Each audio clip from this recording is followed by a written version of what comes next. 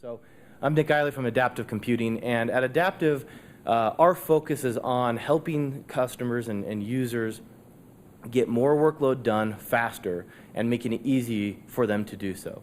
And that's kind of what our, if you boil down what we're trying to do here. And so when we look at disruptive technologies, we have a couple different technologies that we've been looking at, and we kind of are bringing these together. The first is elastic computing. And this idea is that you are able to temporarily go out somewhere else, pull in resources when you need them to decrease peak demand. Now this could be a private cloud like an OpenStack environment that is shared amongst your organization. This could be a public cloud like Amazon or vCloud, something like that. It can also be a consolidated data center where we actually have a customer at the Hospital for Sick Kids up in Canada, the HPC for Health organization, where they have multiple hospital consortiums where they couldn't afford to have their own cluster in their own data center, so they're sharing that system, and those little mini clusters within the same data center actually grow and shrink within the same data center space. And so that's the elastic computing side of things.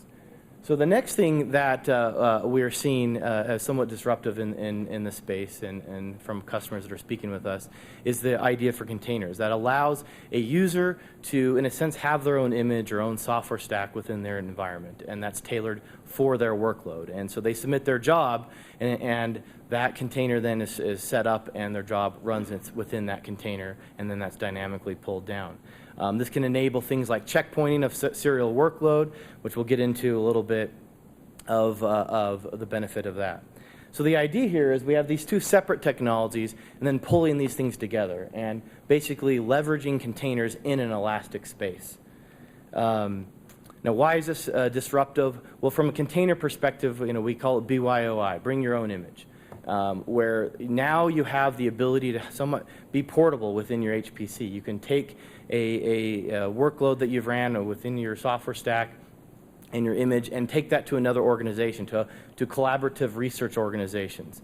We're seeing more and more academic institutions working together, hospitals working together, and this can enable that.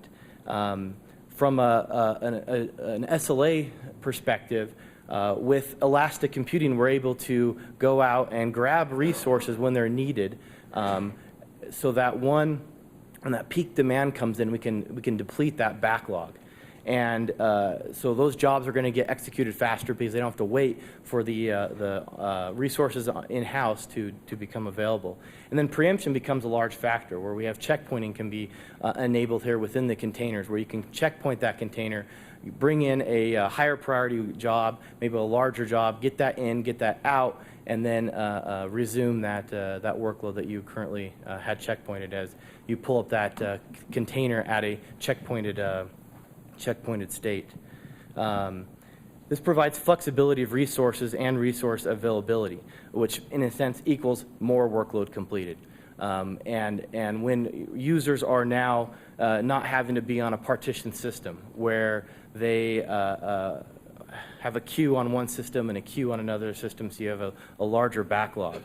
Sites don't have to size for peak demand. You don't have to go out and buy a cluster that maybe is only 100% utilized 50% of the time.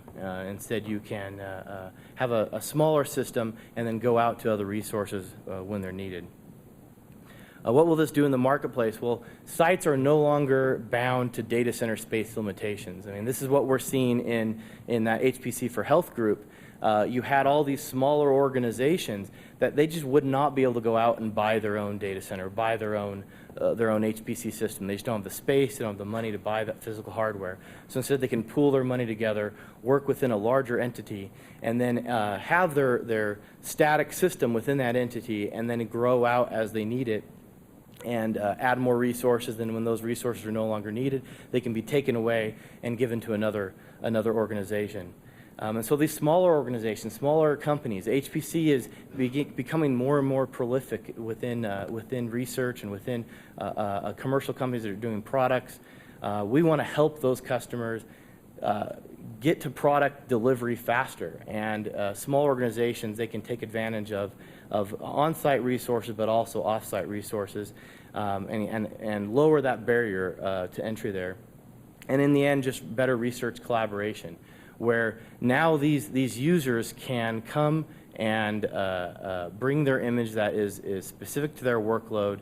When you're in an elastic environment, the dynamic VMs that are going to be provisioned for you are going to be a specific set that the admin has set up. Well, now you can make those images a vanilla image and then allow the user to determine for their specific workload what their software stack is going to be, how it's tuned to their workload, so on and so forth. And so that's kind of what we're looking at doing. We have customers that are using elastic computing. We have customers going to start to be using our container support here very, very soon.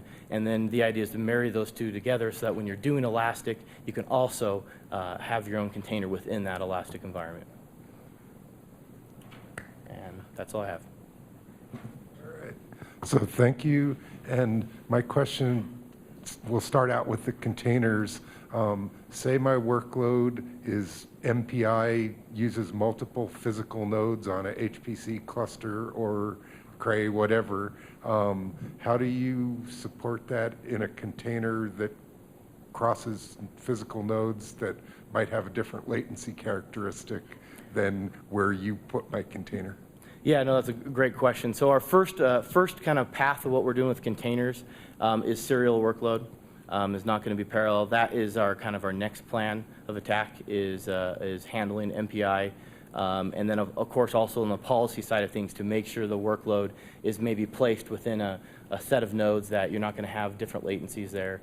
But that is our next step down the road with containers.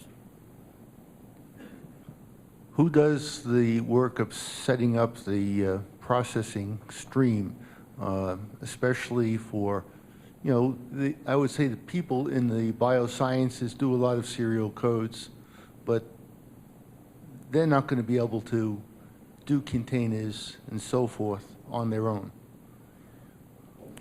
Yeah, so the container support, one thing about containers that's very interesting in HPC is it's been talked about a lot for a very long time, and we're starting to see more and more adoption of it. And so if you're talking about, you know, what's that one question, you know, how will it be moved quicker into the marketplace or whatnot?